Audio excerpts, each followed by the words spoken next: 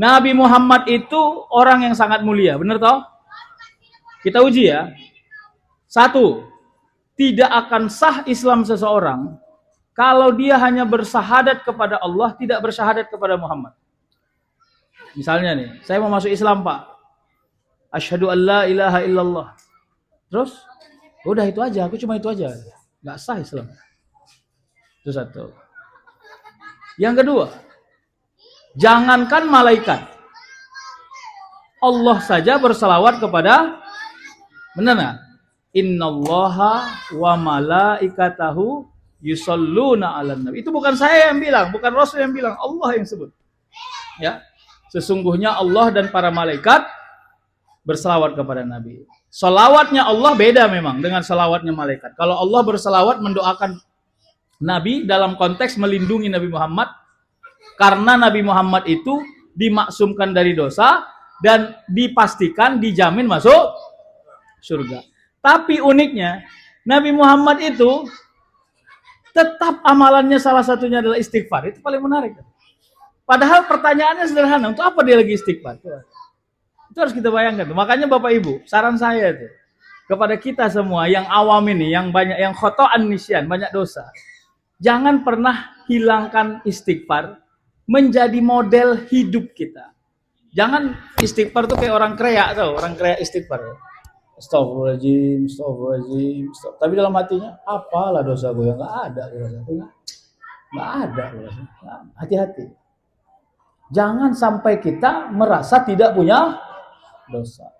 Karena 3 indikasi hidup manusia. 1, banyak pahala, banyak amal, banyak dosa. Belum tentu masuk surga. Benar toh? Yang kedua, sedikit amal, banyak dosa. Hampir pasti masuk neraka.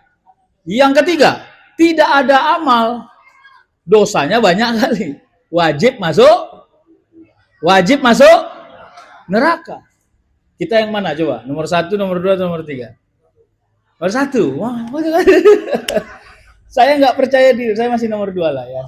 Amal saya dikit, dosanya banyak. Makanya merasa berdosa itu model hidupnya Rasulullah. Jadi Rasul itu kalau bahasa Medannya bukan orang yang krea, atau orang krea. Orang krea itu gini, nggak cocok dia ngomong kayak gitu. Badannya krempeng, udah tinggal tulang kayak bawaan. Cuma ngomong aku main, gua hajar kalian ya, aku jujur aja. Padahal awak sentuh sedikit aja masuk deh kemarin. Itu nggak seimbang. Rasulullah itu malah omongannya sepertinya lebih besar yang dia buat dibanding apa yang dia ucap. Itu menjadi menarik. Nah, ini kita masih cerita kemuliaan Nabi ya. Saya senang sekali ini karena bapak-bapak semua orang-orang dewasa yang di sini, anak-anak kita di samping, nanti kita selawat terakhir. Karena kalau sama saya maksudnya memframing cara berpikir supaya menarik. Karena kita ini banyak yang bilang meneladani Nabi, tapi kelihatannya nggak sempurna gitu. Nggak tahu kita kalau kita selawat itu energinya apa. Gini Bu ya, bapak-bapak. Ini saya pakai filsafat dikit aja. Kita akan sulit mencintai orang yang nggak pernah kita jumpa. Benar nggak? Karena kita ini makhluk materialistik. Kelemahan makhluk materialistik itu apa? Dia hanya bisa mengakses sesuatu kalau dirasa, dilihat, didengar, dicium. Kalau nggak ada ini, berat ini Pak. Bagaimana mau merindui Rasul? Jumpa pun nggak pernah. Cembetul aja. Awaknya jumpa sama ayah awak sebulan sekali payah awak rindunya. Logik toh? Makanya banyak orang yang memaksa-maksa dirinya untuk mencintai Rasul. Nah sekarang kita bangun logika yang supaya menarik. Karena manusia itu berarti kita semua nih, tidak akan mau melakukan sesuatu kalau tidak masuk akal. Itu kelemahan manusia. Saya pernah suruh mahasiswa saya gini. Ini lompat dikit ceritanya ya. Saya suruh mahasiswa ini. Adik-adik sekalian, kalian ini mahasiswa saya kan? Saya bilang, ya, saya dosennya. Benar tak? Benar. Sekarang saya kasih tahu Anda harus patuh dengan saya. Setelah selesai kuliah, semua kalian ini saya bilang, masuk ke paret kampus di depan. Semua nanya Pak. Kenapa Pak? Kenapa? Jangan tanya, masuk aja paret. Saya bilang, nggak mau lah kami. Apa hubungannya dengan mata kuliah ini? Nah, kan udah mulai cari alasan. Manusia itu hanya butuh apa? Alasan. Akhirnya saya bilang sama mahasiswa saya, nanti kita sambung cerita. Gini adik-adikku sekalian. Di paret depan kampus sana, ini ecek-eceknya ini, anggap aja benar saya bilang. Ada orang yang naruh uang 50 miliar dari paret ujung sampai paret ujung. Uang cepet semua di situ. Jadi aku minta kerjasama kita. Kita ambil duit itu. Nanti 50-50. 50% untuk kalian, 50% untukku. Kalau seandainya itu benar, saya bilang, mau nggak kalian masuk paret itu? Langsung mahasiswa saya jawab, nggak bapak suruh pun masuk aku pak. Bayangkan ya, perintah saya masuk paret. Perintah pertama nggak ada alasan, nggak mau dia. Perintah kedua ada alasan dia. Kenapa dia mau? Karena alasan atau karena perintah? Bagus, karena alasan. Maka Bapak Ibu, buatlah alasan agar kita patuh kepada perintah. Gitu sebenarnya. Kenapa kita nggak jadi patuh sama Allah? Karena kita nggak punya alasan. Cobalah Ustadz bilang kepada saya, apa alasannya saya harus sholat duha? Udah sholat duha saya gini-gini aja hidup saya. Ada ibu-ibu pernah nggak dengar orang sholat duha enceng? Tahu enceng? Nggak tahu? Orang Mandala sama Dene nggak boleh nggak tahu enceng, Pak. Nggak boleh, Pak. Kalau nggak tahu Bapak berhenti aja jadi orang Dene, Pak. Ada enceng, ada encop. Itu kalau main alip rondo. Udah jaga Jawa, locak kan. Enceng lah, apalagi ya kan. Udah dikompori semua ngono ya, kita buat locak deh ya, locak. Begitu keluar 1 2 3 begitu. Benten, semua selesai lawak secara adat. Ya. Jadi kenapa manusia itu ya tidak pernah merasa capek menjalani hidupnya kalau seandainya nilai yang dia sebutkan itu tidak sesuai dengan apa yang diinginkan. Ada orang enceng sholat duha. Ini saya ceritakan. Dia baca riwayat dalam hadis. Siapapun orang yang menjalani sholat duha, Allah luaskan rezeki. Begitu ada beberapa riwayatnya. Makanya banyak orang yang suka sholat duha gitu kan. Dimainkan nyala sholat duha. Dia pun pedagang. Entahlah pedagang kan. Logika matematiknya hidup kan gitu kan. Paten kali ini Bang. Ya sempat aku jalani sholat duha ini apa. Nggak laku aja jualan bu. Kira-kira kan gitu. Dimainkan ya Allah. Main 8 bu. Bukan main 2. Main 8. 2 selesai. 2 selesai. Udah kena 30 hari. Pening lah kepalanya. Nggak ada bertambah duit ya kan. Dalam banget. Rusak juga kayak gini. Begitu kena 31, berdoalah dia sama Allah. Ya Allah, jujur aja aku nih Allah, aku sholat duha nih karena aku baca riwayat. Di situ dibuat siapapun orang yang sholat duha diluaskan Allah rezekinya. Aku jujur aja ya Allah, udah 30 hari aku nih sholat duha nggak ceng-ceng nih. Aku kalau gini-gini aja sampai besok nggak bertambah rezeki kunceng. Aku sholat duha nih betul lah ya pun kurasa kan. Ibu-ibu, sekarang kalian yang kutanya, nanti gantian bapak-bapak. Apa rezekinya orang sholat duha? Ayo coba. Ibu-ibu pernah nggak sholat duha? Serius? Betul? Oke, ibu-ibu sering sholat duha. Apa rezekinya orang sholat duha? Ayo. Hah? Apa rezekinya orang sholat duha? Sehat, gitu kan? Banyak rezeki, gitu kan? Apa lagi? Apa? Gak ada masalah. Kalau seandainya kita sholat duha ada masalah, berarti sholat duha kita gak berhasil. Begitu cara melihatnya. Maka bagaimana supaya kita gak mengukur? Apa rezekinya orang sholat duha? Jawabannya ya sholat duha. Kok gitu Ustaz? Karena tidak semua orang yang hidup mau sholat duha. Awak hidup. Dan Alhamdulillah diberikan Allah kemauan untuk melaksanakan. Berarti sholat duha kepada kita adalah rezeki gitu. Supaya jangan ngoyong kali. Tahu ciri-ciri orang ngoyong nggak? Apa? Ciri-ciri orang ngoyong nggak pernah mabuk tapi jalannya mereng aja. Ya, pokoknya asal awak jalan sama dia, awak pegang-pegang lah bajunya, hampir mau masuk parit aja bawa. Hati-hati Pak. Itu sama kayak tipis-tipisnya ciri-ciri orang suntuk. Apa ciri-ciri orang suntuk? Hah? Ibu ini kayaknya sering suntuk nih, tahu aja coba. Apa ciri-ciri orang suntuk? Ciri-ciri orang suntuk suka membuat orang lain suntuk. Tadi awak nggak ada masalah, begitu bercakap awak sama dia, jadi bermasalah hidup awak. Ada nggak model orang kayak gitu? Ya, jadi dulu waktu kami di remaja masjid, ada satu orang spesialis. Kalau datang dia rapat remaja masjid, nggak selesai masalah. Makanya asal mau rapat remaja masjid, kami hampir berdoa semua supaya dia jangan datang. Atau kalau dia datang, kami doakan supaya dia diam aja. Kalau dia diam aja sampai akhir rapat, kami bandari dia minum bandrek. Kenapa? Diammu adalah emas. Karena begitu kau cakap, rusak semua sedunia ini. Hati-hati Pak. Jadi tipe suntuk, tipe orang yang tidak sabar, tipe orang yang oyong tadi saya bilang, oyong itu tahu nggak Pak? Yang nggak masalah sudah jadi masalah kepada dirinya. Hati-hati Bapak Ibu. Ini sebenarnya kalau saya mau pakai ilmu manajemen, ada namanya primer, tertier, sekunder. Ya, saya tanya, ibu-ibu, tahu nggak pertanyaan paling berat bagi bapak-bapak ini kalau kalian udah bertanya? Kalau kalian sudah mulai nanya tentang sejarah, itu pening semua nih orang. Papa, menurut Papa coba ingat-ingat dulu.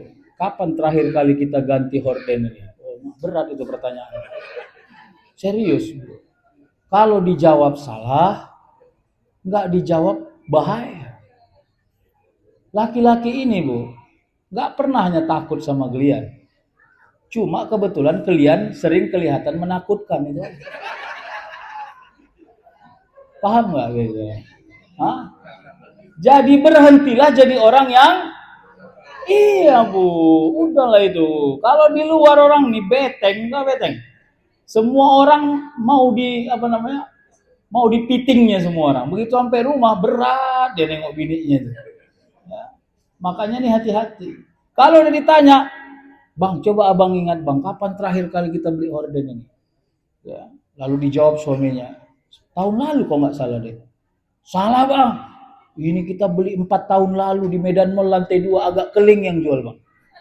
Bayangkan, karena perempuan itu ahli sejarah Pak. Hati-hati Pak. Ya, kalau Bapak memberi sesuatu, pasti dia ingat detailnya Pak. Bahkan Bapak waktu ngasih pakai baju apa pun dia ingat. Itulah hebatnya mama. Lalu dia bilang, ini Bang udah saatnya lah kita ganti horden ini Bang.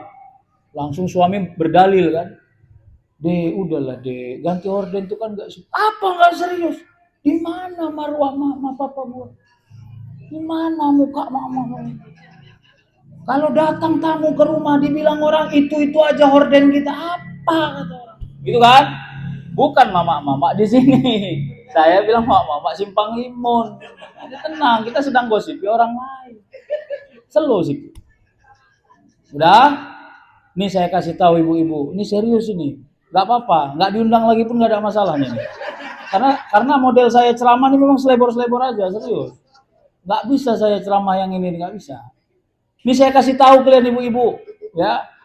Tamu yang datang ke rumah kalian itu udah banyak kali masalahnya. Tak pala sempat dia memperhatikan horden kalian itu. Enggak, wallahi enggak.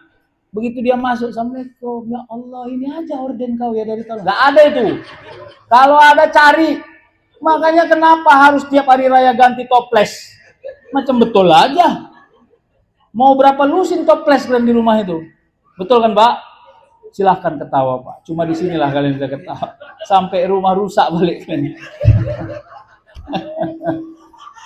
Oke, udah, ceng kita. Udah, kita lanjut nih cerita Nabi, belum selesai nih. Nah, oke, Rasul mulia. Selesai? Tapi hidup Rasul itu tidak sehedon yang kita bayangkan. Ini menarik, Pak. Kawan awak camat udah kreak kali awak di kampung. Komen-menku bilang camat kok ya. Kan gitu kan? Oh, lu bilang camat kok.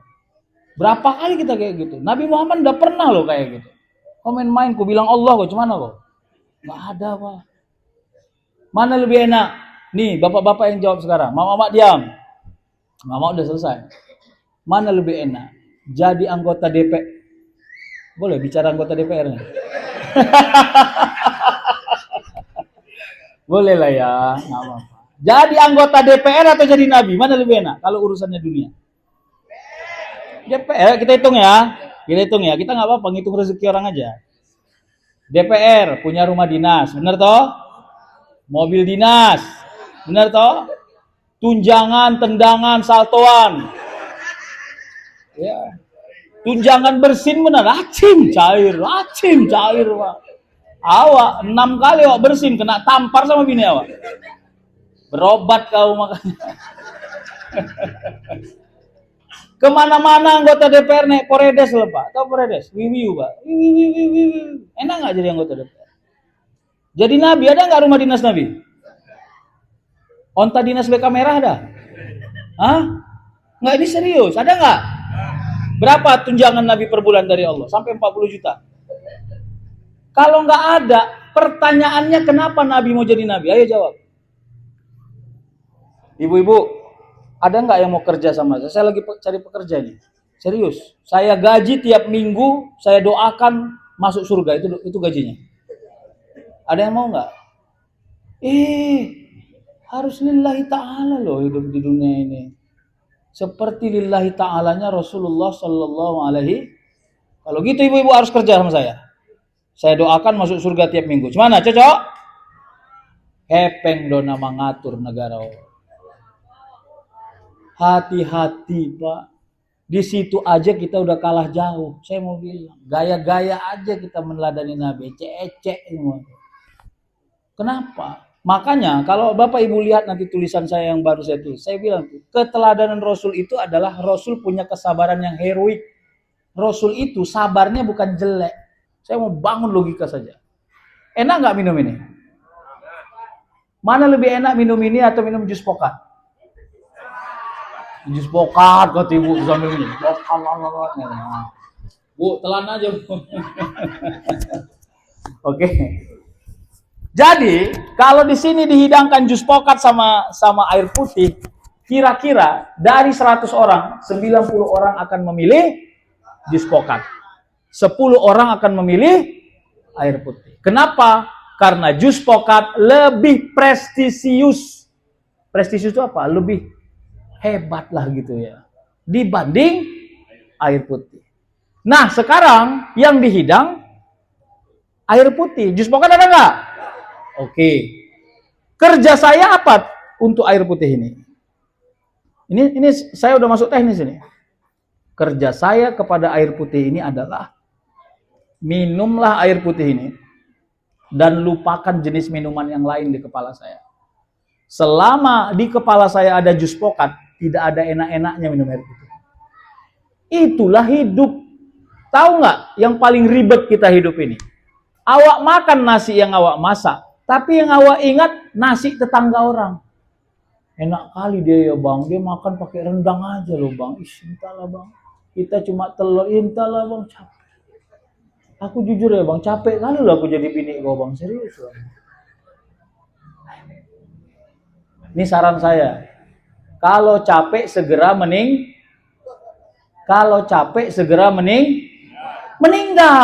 supaya jangan capek.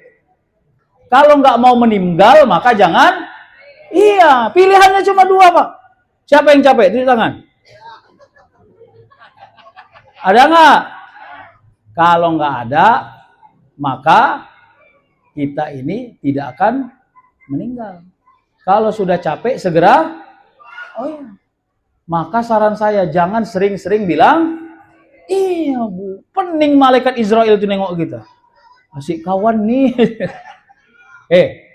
Sering nggak malaikat Israel datang ke lingkungan kita? Sering, asal datang innalillahi wa itu malaikat Israel lagi keliling-keliling loh bu, dekat rumah kita. Hati-hati bu. Di kampung ini sebelum ada yang meninggal belum? Udah ada belum? Iya udah ada tuh, dekat-dekatnya ada tuh satu. Pastikan bukan Bapak Ibu. Jadi malaikat Israel itu sering keliling di daerah kita. Bila ada orang yang wafat, hati-hati. Kalau wafat sudah sampai kepada diri kita, tidak ada dunia ini ecek-ecek semua. Ya, semua orang bilang, udah meninggal ayahmu, gimana laku ini? Ecek-ecek itu, nggak ada itu, bohong itu. Nggak usah percaya kali. Begitu dia ke kubur, bang, gimana lah ini bang? Udahlah bang, pulang laku ya, udah mau hujan.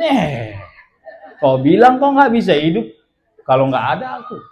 Begitu sudah dengar kau geluduk ondak cabut aja bawaan kau. Betul aja. Makanya jangan percaya cinta makhluk ini, bongak semua. Banyak-banyaklah bergantung kepada, iya, bukan saya yang bilang. Qul huwallahu ahad. Ayat kedua apa? Allah. Apa itu arti Allahus samad? Hanya kepada Allah lah kita bergantung. Somadiyah namanya dalam tauhid. Apa itu tauhid somadiyah? Kalau Anda sakit gigi, boleh berharap kepada dokter gigi. Tapi jangan bilang kepada dokter gigi, dokter, kalau kau nggak ada, kurang sudah lama aku mati. Berarti dia sudah semi Tuhan kepada diri. Bahaya. Makanya jangan bilang sama suami kalian, bang, kalau kau nggak ada, cemana lah aku hidup di bang. Bahaya itu. Nggak usah. Kenapa? Karena hidup ini tidak boleh ada kebergantungan kepada makhluk. Rasulullah juga kayak gitu. Rasul itu kenapa dia mau jadi Rasul padahal beban hidupnya berat sekali. Berat loh Bu. Nih, kalau saya bilang sesuatu jawab O ya. Apa jawabannya? O. Betul? Oke, saya kasih tahu. Bapak Ibu, Rasulullah itu lahir dalam keadaan yatim. Jawab. Oh. Bapak Ibu, Rasul itu ujian hidupnya berat. Jawab. Oh. Bapak Ibu, Rasul itu tidak panjang umurnya. Jawab. Apa nggak mau bawa anak, mau nampar aja gitu. Kita ini kegagalan kita membaca sejarah ajalah semua jawabannya O. Tahu nggak kalau orang jawabannya O? Kalau pakai wilayah filsafat, orang yang jawabannya O, tempat informasi itu hanya di akal paling atas. Kira-kira bahasanya gitu. Emang gue pikirin. Dan kenapa kita nggak pernah merasakan ujian Nabi Muhammad? Karena kita cuma mau tahu, tidak pernah mau rasa. Itu kelemahannya, Pak. Nah, sekarang kita uji. Nabi Muhammad lahir dalam keadaan yatim. Berat nggak itu? Enggak. Orang nggak kita alami, mana pula tahu kita. Nah, maka untuk memahaminya rasakan. Ya Allah, kalau seandainya ada seorang anak di kultur patriarcat. Patriarcat itu kebapak-bapaan. Orang Arab itu, dia itu senang kalau disebut nama bapaknya. Makanya pakai bin. Abdullah bin Zubair, misalnya gitu ya. Khalid bin Walid. Apalagi nama kakeknya. Senang kali deh itu. Bukan kayak orang Medan. Disebut nama bapak, piting-pitingan di situ. Saya ingat betul waktu SD, saya rondokkan tuh rapot SD saya karena di situ ada bacaan ayah kandung. Begitu ditengok kawan awak, panjul nama bapak awak. Oh, anak panjul gue ya. Wih, fitrah itu ya, kok main-main gue ya. Gadoh orang. Pernah nggak dulu Pak? Ini saya kalau zaman saya Pak, ini kepala bapak kau, pijaknya. Main-main gue nih Pak, pijak juga lah, bang. Akhirnya begulat orang tuh di bawah itu. Padahal yang dipijak adalah tangan. Begitulah hebatnya orang Indonesia melindungi nama bapaknya. Kalau orang Arab, nggak usah kau hafal namaku, yang penting kau hafal nama bapakku. Sayang aku sama kau. Begitu orang Arab, namanya patriarcat, ke bapak-bapakan. Muhammad lahir di budaya patriarcat, tapi dia nggak punya ayah. Tolong jangan hanya tahu, rasakan Bapak Ibu. Tadi saya bilang, nggak sempurna Islam seseorang kalau nggak bersyahadat sama Nabi. Tapi mulai 0 tahun umurnya sudah ujiannya berat secara psikologis. Kalau alat ukurnya dunia, iya gitu Bapak Ibu. Ini yang saya, awak terlambat dibayar gaji aja, udah mau bunuh aja bos awak. Coba bayang. Kenapa? Kita takut, nggak mau kita dibuat oleh Allah tidak adil dalam dunia ini. Ada orang hilang sendalnya di masjid, buat status di Facebook. Berat kali jadi orang yang taat ini. Ya Allah, awak yang sering ke masjid, kadang-kadang awak yang ngajen di masjid, sendal awak pun hilang di masjid. Ya Allah, berilah saya kesabaran dan ketawakalan agar ke masjid ini menjadi istiqomah bagi diri saya. Di like sama 400 orang, dikomentari sama 16 orang. Kenapa? Karena kita suka menerjemahkan semua yang berat-berat dalam diri kita, seolah-olah itu kezaliman Allah sama kita. Nggak ada yang zalim tuh. Hei ibu-ibu, mana lebih cantik, PC atau mancung? Cuman 2 yang jawab. Ibu-ibu, mana lebih cantik, PC atau mancung? Bayangkan, orang PC aja bilang mancung cantik. Begitulah kita diskriminasi sama diri kita sendiri. Hah? Wahai orang pesek, menurut kalian cantik nggak? Berat orang tuh jawab. Ini saya bukan mau buat Bapak Ibu ketawa ya. Saya mau bilang ini logika berpikir loh. Apa yang paling esensi dari hidung? Bernafas. Sepesek apapun hidungmu, coba rasakan. Masih bisa bernafas nggak? Bagus. Lupakan mancung atau... Tapi berapa banyak perempuan gagal percaya diri karena merasa... Berat. Yalah, masih cinta nggak kau sama aku, Bang? Wahai orang pesek, saran saya buatlah organisasi perpesekan untuk mengakomodir semua hajat-hajat orang. Bapak Ibu, itu bagian dari kesyukuran Nabi Muhammad. Kalau seandainya di labelnya dirinya dengan rezeki orang, maka dia tidak akan pernah merasa bersyukur dalam hidup ini. Ayo kita lihat. Ditawari sama Abu Jahal CS. Ya Muhammad, kau ini anak cencen memang lah kau ya. Kau bawa pula ajaran baru ke Makkah ini. Gini aja lah, damai-damai aja lah kita. Ini versi Medannya nih. Damai-damai aja kita. Ya. Kau ikut agamaku, aku ikut agama kau. Ganti-gantian aja kita. Cocok kau rasa? Nanti apapun mau kau kasih. Kata Abu Jahal dan kawan-kawan. Langsung turun ayat. Apa ayat yang turun? Ayo, ha? Qul ya ayyuhal kafirun. La, pakai la lo di situ. Kalau mau ditafsir itu la. La itu mengadakan walaupun yang ada buat nggak ada. Itulah. Jadi kalau seorang, misalnya nih ada seseorang datang ke saya. Orang ini kaya raya, tapi saya suruh dia, bilang kau miskin. Nggak mau dong dia. Orang dia kaya. Ada orang ganteng, disuruh, bilang kau jelek. Nggak mau dia. Itulah makna la. La namanya la nafi. La menidakkan semua yang ada. Makanya ada zikir yang sangat pamungkas itu. Ya Abdullah bin Qais, ala adulluka ala kanzin min kunulil jannah. Qala bala ya Rasulullah. Qala la haula wa la quwata illa billah. Itu zikir bagus betul itu. Karena diajarkan Rasul kepada Abdullah bin Qais. Apa itu? Tidak ada daya. Kenapa diajarkan tidak ada daya? Karena manusia selalu merasa berdaya. Manusia merasa bisa menciptakan dirinya, mengorganisir dirinya, tapi ingat, kalau sudah Allah tidak setuju, berapa banyak hidup yang berantakan. Hei, Bapak Ibu pernah makan? Pernah nggak? Pernah. Apa tujuan makan? Kenyang. Apakah semua orang makan yang kenyang bisa sehat? Belum tentu. Apakah orang yang tidak makan, dan karena dia tidak makan, maka dia tidak kenyang, lalu dia sakit? Hati-hati. Kita gagal paham di situ. Cemana aku mau hidup, makan aja payah. Nggak ada hubungan hidup dengan makan sebenarnya. Cemana kita mau rusak berpikirnya. Mau kemana bang? Kerjalah bos, cari sesuap nasi. Mak, kerja 11 jam cuma sesuap yang kau cari. Berat kali. Hati-hati. Yang kita ucap menjadi mindset.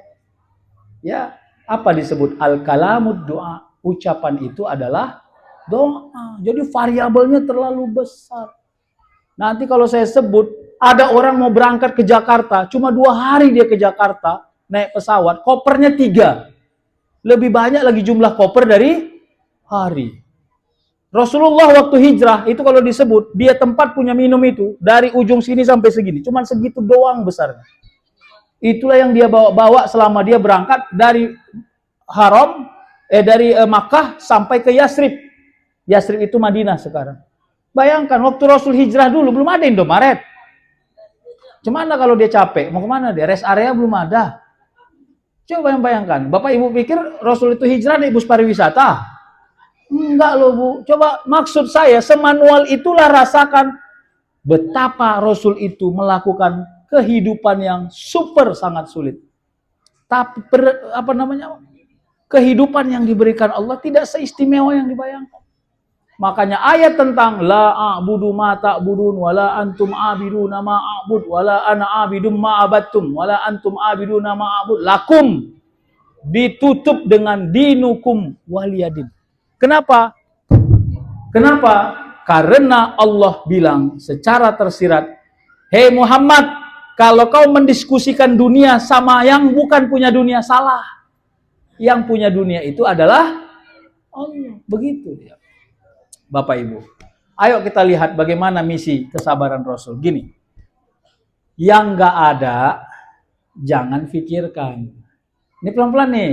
Yang nggak ada, jangan pikirkan. Yang ada, nikmati. Bisa nggak gitu hidup kita? Siapa di sini yang lagi fokus cari duit mau beli helikopter? Ada nggak? Hah? Nggak ada. Helikopter itu enak loh Pak. Serius Pak. Kenapa Bapak Ibu nggak selera beli helikopter? Hah? Bingung parkirnya, berapa bayar pajaknya, cemana nanti membawanya, bener toh? Gara-gara pening, jadinya Bapak Ibu nggak pikirin. Enak nggak hidup Bapak Ibu? Enak. Bayangkan kalau sekarang Bapak Ibu mikirkan beli helikopter, oyong nggak? Oyong. Semangat. Serius. Jadi saya mau katakan, kenapa kita ini hidup sering merasa capek menjalaninya? Karena yang nggak kita butuhkan, kita selera. Ya, yang nggak kita butuhkan, kita selera. Saran saya, yang tak kita butuhkan nggak usah selera. Tadi saya bilang horden, saya bukan ngejek ibu-ibu loh, serius. Karena bini saya perempuan juga, bukan laki-laki. Saya mau katakan sama kalian, wahai ibu-ibu, serius. Ganti horden itu, saran saya nggak usah primer. Paling barter sekunder aja. Bayangkan ada orang akhirnya kayak sinetron drama Indosiar. Tahu kok ya bang, udah capek aku loh jadi bini kau bang. Cukup sabarku bang. Aku cuma minta horden loh bang, horden. Jadi naik ke primer masalah horden. Padahal masalah horden masalah tertier Pak. Nggak akan pernah rusak iman kita kalau horden nggak diganti selama 118 tahun. Tapi kita merasa hidup kita ini tersiksa kalau horden nggak diganti. Hati-hati. Ada satu ayat tuh di dalam surah Al-Ma'arij. Ya, innal insana khuliqa halu'a. Benar toh? Siapa yang bisa sambung? Iza massahu syarru jazua wa iza massahul khairu manu'a illal musallin allazina hum ala salatihim daimun. Ayat ini nyindir kita semua loh Pak, serius. Ini kalau menghubungkan Rasul itu sabarnya sangat heroik. Apa kata Allah? Sesungguhnya manusia itu diciptakan dengan keluh kesah yang tidak stabil. Nih, Bapak Ibu yang nilai ya, saya cerita Bapak Ibu yang nilai. Saya misalnya ecek-eceknya ditraktir kawan saya makan siang, dibawa ke tempat yang enak kali, saking enaknya 5 kali aku tambah. Enak nggak tuh? Cuma memang makanannya outdoor itu namanya siang pasti kepanasan, berkeringat toh. Selesai makan, saya pulang ke kantor saya. Saya ceritakan sama orang di kantor itu. Tahu kau, aku tadi ditraktir makan loh sama si Anu.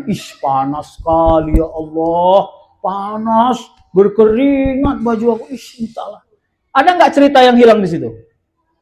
Apa cerita yang hilang? Bos, udah 5 kali kau tambuh bos, nggak kau ceritai. Keringat kau yang kau ceritai, cocok yang kena tampar juga mulut kau. Itulah orang yang keluh kesah Bapak Ibu. Berani dia melupakan cerita yang enak-enak dan mengeksploitasi cerita yang capek loh aku bang jadi bini kau bang. Serius capek dari dulu. Serius. Waktu kau ajak makan ke restoran yang gara-gara itu aku ngutang, sur kali kau, masa kau capek? Waktu kau beli baju hari raya, gara-gara kau beli baju hari raya aku nggak beli baju, masa kau capek? Masa gara-gara nggak ganti horden lalu kau bilang capek kali jadi suami? Itu haluan. Saran saya adil aja. Bang, jujur ya bang, aku capek nengok kau 26% bang. Oke lah, 40%-nya aku nggak capek nengok kau. Bisa nggak kayak gitu? Sama kayak orang kombur, tau kombur? Kombur tau nggak? Kombur itu bagusnya sistematis, Pak. Ini saya ajari Bapak Ibu. Ibu-ibu nih saya ajari. Baik ibu-ibu, kita akan buka kombur ini dengan lapas basmalah. Bismillahirrahmanirrahim. Adapun waktu durasi kombur kita adalah 46 menit. Ada 5 tema yang akan kita bahas. Tema 1, kenapa tukang bakso yang lewat di gang kita kok ganteng kali orangnya? Tema 2, kenapa Ibu Tuti itu asik ganti mobil aja kerjanya. Tema 3, itu bagus kombur yang begitu. Jadi dia terukur, terarah, dan ada kesimpulan dari kombur kita ini adalah, nah itu. Cobalah latih itu. Kalau bisa kombur. Sama kalau bapak-bapak juga lagi marah sama bininya, buat itu kayak gitu. Adikku, istriku, mari kita mulai berantem kita ini dengan lapas basmalah. Bismillahirrahmanirrahim. Baik, apa tema berantem kita hari ini? Ya, kenapa abang kok jorok kali di rumah? Oke, tema satunya apa ya? Enak, terukur dia. Bisa nggak keluh kesah kita itu juga terukur?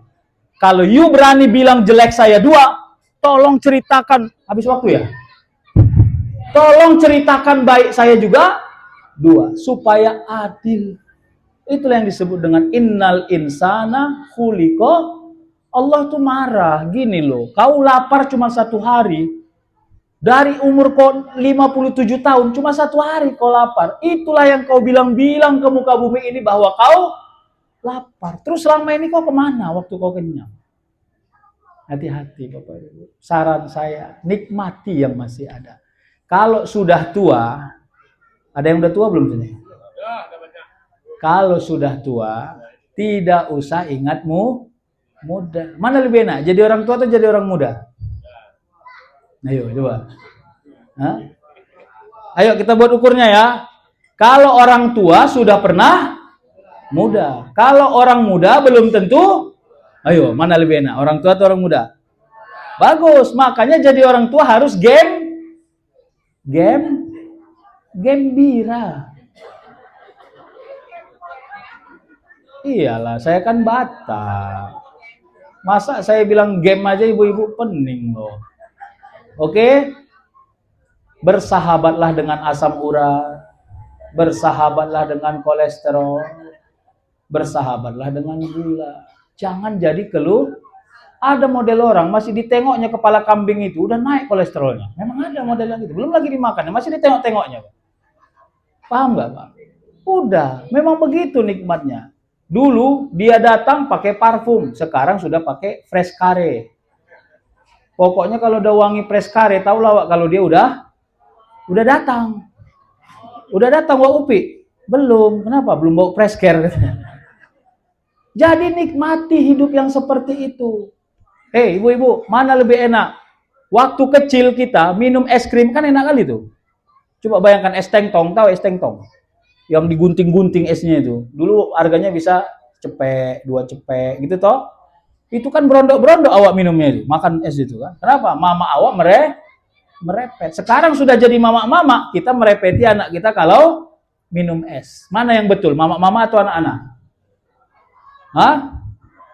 Mana yang betul? Anak-anak atau mama-mama? Itulah mama-mama, karena kalau udah jadi mama-mama lain kan bilang. Karena kebenaran itu berhenti di tempatnya masing-masing, Bu. Nggak bisa sama, paham nggak? Anak-anak bilang, mental kali lah mama ini. Nggak pernah tahu dia enaknya minum es krim. Mama-mama bilang, bandel kali lah anak ini. Nggak pernah tahu dia akibat dari kalau minum. Nggak pernah ada alat ukurnya, semuanya sama. Dan sekarang, pakai alat ukur hidupmu. Jangan pakai alat ukur hidup orang. Itulah yang saya bilang oyong, tahu oyong. Ada memang model orang, kerjanya ngangek-ngangek nyawa, ada. Ya, kalau udah kereta baru dia, ditawafkannya kereta di depan rumah awak. Geber sedikit, sampai awak panggil lah. Kereta baru ya om, baru berhenti dia. Cit, iya, baru ambil showroom tadinya. Luas rezekiku, alhamdulillah. Mau lepukkan sekali ya. Tolong jangan aneh, udah gitu aja. Paham nggak? Bayangkan kalau model orang kayak gitu bawaan kita aneh, bisa mati jantungan gitu. Paham?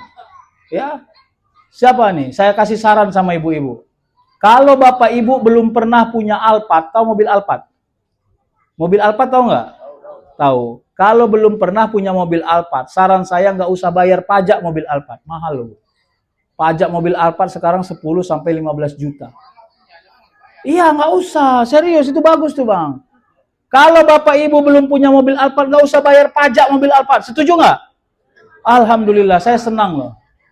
Kalau cuma punya kereta Mio, bayar pajak kereta Mio aja, itu lebih bagus. Sepakat ya? Sepakat? Bagus. Tahu nggak maksudnya apa?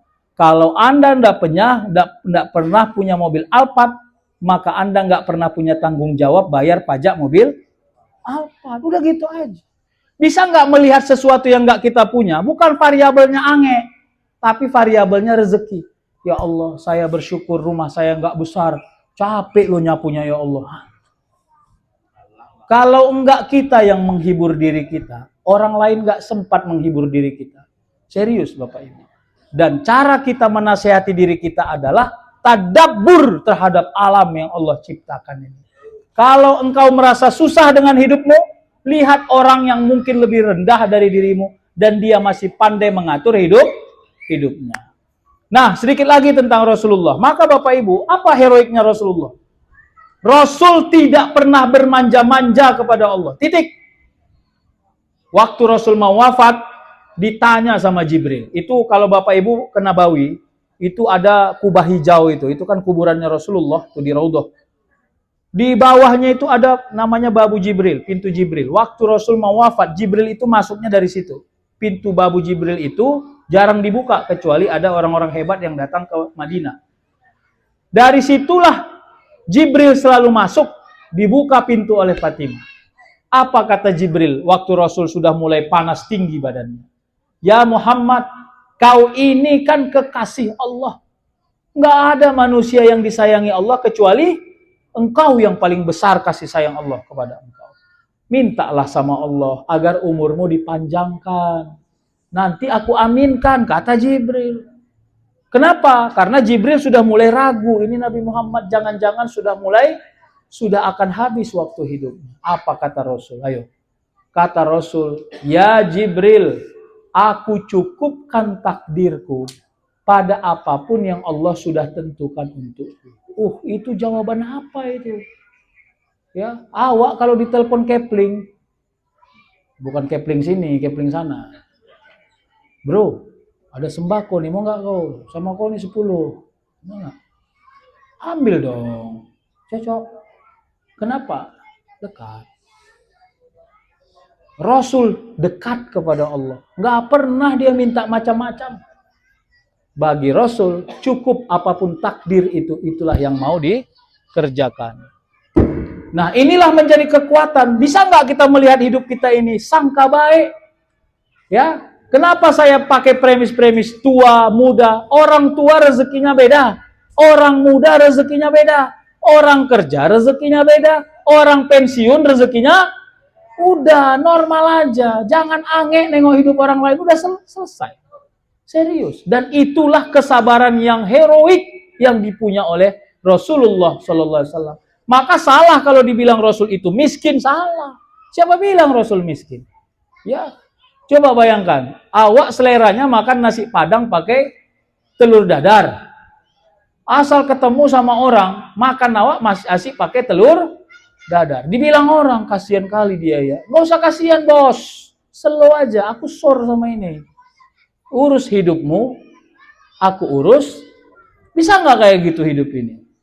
Harus. Kalau enggak, levelingnya menjadi berat sekali. Kita ini dijebak oleh selera yang nggak pernah kita butuhkan. Itulah yang dimiliki Nabi. Sampai Nabi Muhammad umurnya cuma 63 tahun. Itu kalau mau dilihat sejarah yang paling paripurna, bagaimana ya? Rasulullah itu di akhir-akhir hidupnya, dia sudah sangat terkenal, masyhur. Sampai-sampai asal dia pergi ke tempat yang ramai, dikawal oleh beberapa sahabat. Kenapa? Karena saat itu orang-orang di Madinah sudah banyak yang mau meluk, mau mencium. Makanya hati-hati orang kepada dia. Sampai orang nyari di mana Nabi Muhammad buang air. Bayangkan itu. Pernah nggak dengar hadis buang air Nabi? Hadis buang air Nabi. Buang air Nabi itu langsung ditelan oleh bumi. Nggak pernah Rasul meninggalkan kotoran di atas bumi. Semua kotoran disimpan oleh bumi, karena bumi ini adalah makhluk Allah. Kenapa? Karena sudah mulai banyak yang mau mengkultuskan Nabi Muhammad. Dan kalau saya ditanya, mungkin ya, kalau mungkin ini variabelnya bisa jadi iya, bisa jadi tidak ya.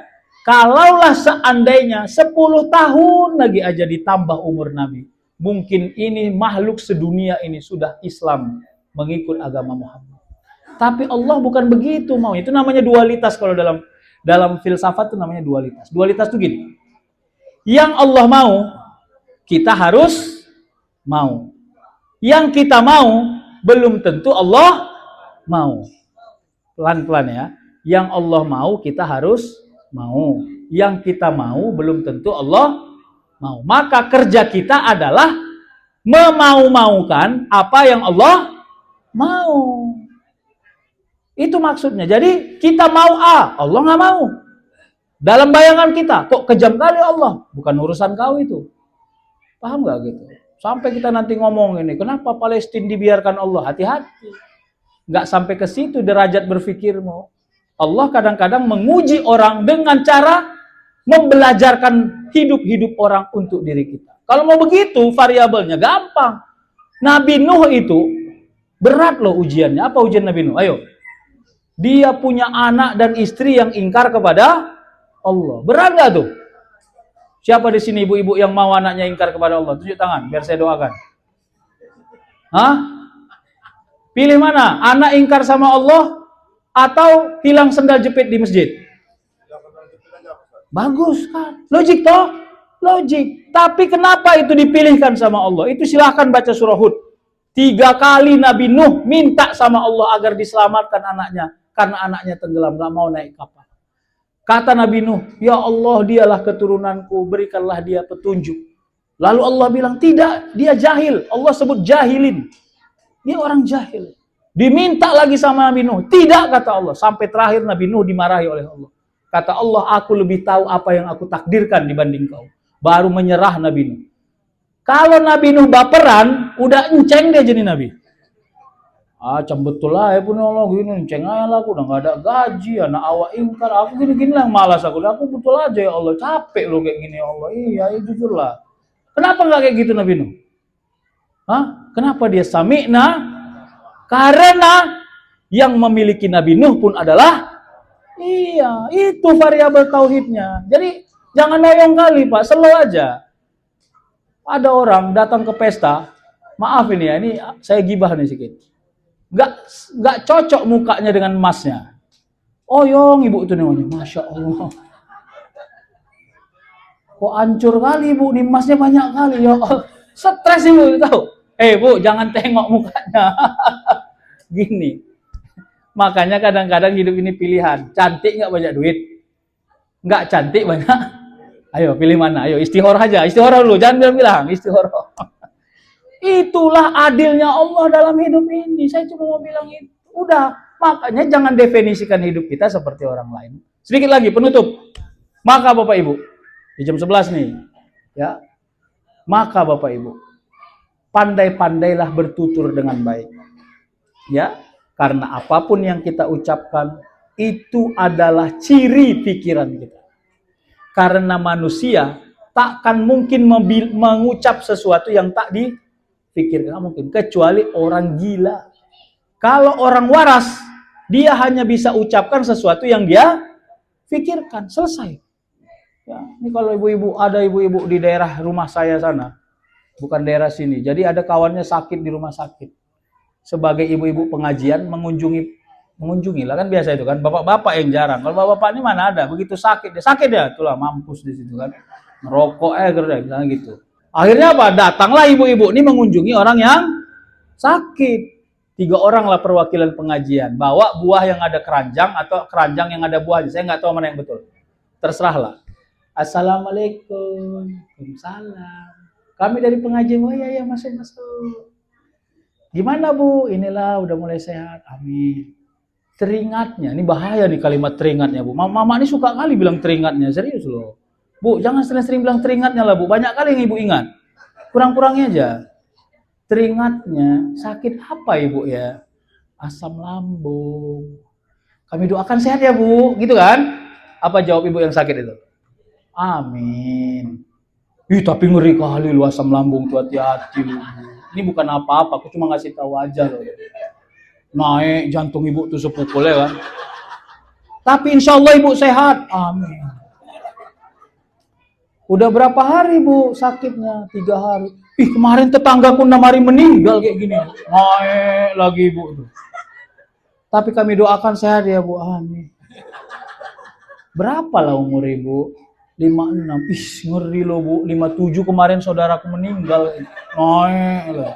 Hei Bu, kalau kayak gini model kalian bertamu sejam meninggal. Bukan karena penyakitnya Bu. Diancam, didoakan, diancam, didoakan, diancam, didoakan. Udahlah asam lambung belum selesai, jantung pula yang kena. Paham nggak? Itulah sulitnya menjaga lisan. Saya cuma mau bilang itu. Gini ya, ini penutup, ini bonus saja ini. Tidak semua yang kita tahu harus kita kasih tahu. Karena tidak semua yang kita tahu perlu sama orang lain. Kasih tahu aja orang yang dia perlu. Dan rahasiakan yang dia nggak perlu. Karena semua yang kita perlu belum tentu perlu bagi orang. Selesai. Paham nggak? Itu makanya sunnah kalau kita sedang mendatangi duka, orang yang sedang berduka cita, datang ke rumah. Itu sunnah hukumnya diam, jangan banyak bacot. Assalamualaikum. Teringatnya cemana ceritanya Bu? Pada suatu hari, kata ibu itu lah. Cerita lah ibu tuh, belum selesai cerita masuk ibu satu lagi. Assalamualaikum, salam. Gimana ceritanya Bu? Ulang lagi. 6 kali, 6 orang bertamu apa nggak selesai cerita ini. Ngalah-ngalahi sinetron Indosiar udah. Masalah pun nggak selesai. Diam aja. Karena kalau yang punya musibah merasa sudah perlu cerita, pasti dia cerita. Karena banyak orang belum pandai menata hati untuk menceritakan masalahnya. Dia butuh waktu. Kita yang nggak ada beban, nanya-nanya aja bawaan awak. Orang oyong menjawabnya, ya awak selalu kali menanyanya, apa nggak pening kepala dia. Hati-hati ya. Penutup, mari kita teladani Rasul. Saya cuma mau bilang begini. Banyak-banyak bersolawat. Kenapa? Karena Rasulullah itu menyayangi kita semua. Bagaimana ciri Rasul menyayangi? Salah satu yang dikhawatirkan Rasul itu kan tentang umatnya. Ini serius. Kalau mau dibuka sejarahnya sedikit. Yang dia tanya sama Jibril, bagaimana umatku nanti kalau aku nggak ada? Lalu dijawab Jibril, umatmu itu adalah umat paling teladan dibanding umat-umat Nabi yang sebelumnya.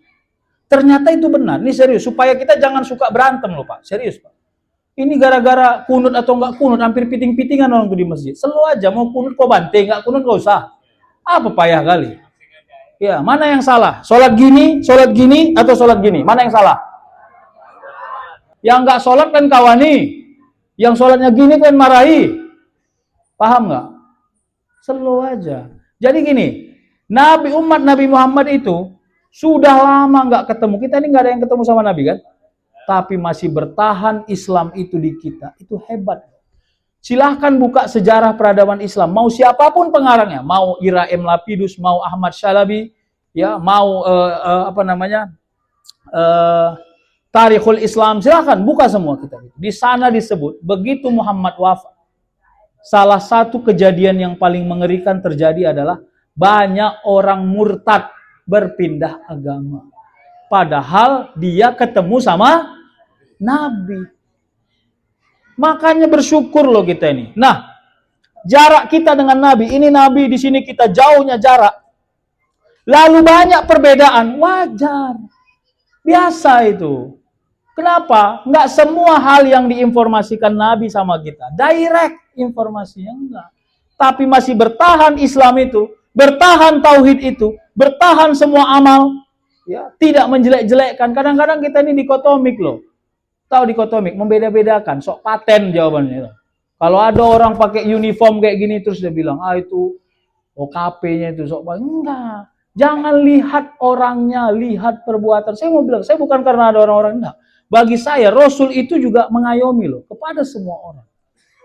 Kebaikan yang kita lakukan bisa aja jenisnya beda dengan kebaikan yang dilakukan orang lain, tapi masih sama-sama jadi orang baik.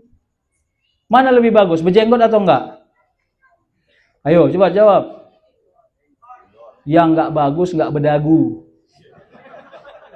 Mau dia berjanggut, mau enggak berjanggut, sur-surnya aja situ, biar aja Bu. Ngapain kita pikirin, capek kita mikirinnya. Kau enggak ikut sunnah Nabi kok ya, berat kali hidup kita ini. Kalau mau ikut sunnah Nabi, ikut sabarnya Nabi menjalani hidup, itu baru benar. Jadi enggak usah bicara physically lah, itu tertier. Kalau Anda mau niru cara pakaian Nabi, pastikan Anda sudah meniru kesabaran Nabi. Kalau sudah meniru kesabaran Nabi, ayo bicara tentang fisik. Ini enggak. Kita model kalau orang enggak sama kita, pokoknya udah kayak jin aja dibuat nyawa. Salah aja abang di mata adik-adik. Itu yang beratnya.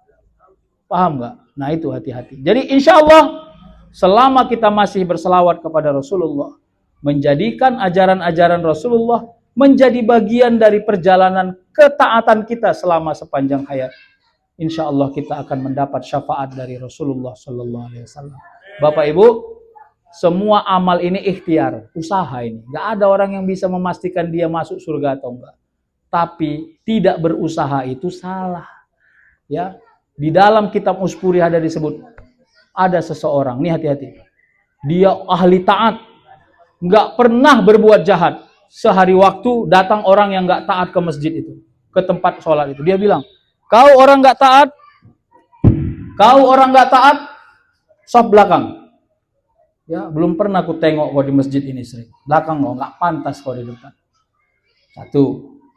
Atau yang kedua, orang yang capek berbuat dosa.